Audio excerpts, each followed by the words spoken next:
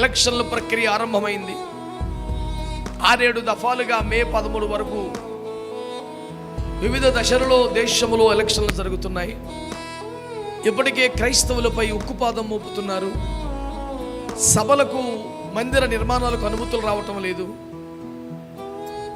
ఎక్కడ ప్రార్థన జరిగినా అక్రమ మందిరాలు అంటూ కొట్టిపడేస్తున్నారు. సువార్త ప్రకటన అడ్డుకుంటున్నారు. సేవకులను చంపుతున్నారు. బైబిల్ను కాలుస్తున్నారు. జాతుల వైరం పేరుతో ఒక రాష్ట్రమే దాదాపు 8 మాసాలుగా తగలడుతూనే ఉంది. ఇంకా ఇంత భయంకర పరిస్థితుల నేపథ్యంలో ఏమీ చేయలేని నిస్సహాయంగా ఏడుస్తున్న మన చేతికి దేవుని కృప, రాజ్యాంగం, సర్వశక్తి కలిగిన ఆయుధం ఇచ్చింది. దాని పేరు ఓటు. కనుక ఈ ఓటు హక్కును 100% మనందరం సద్వినియోగం చేసుకోవాలి.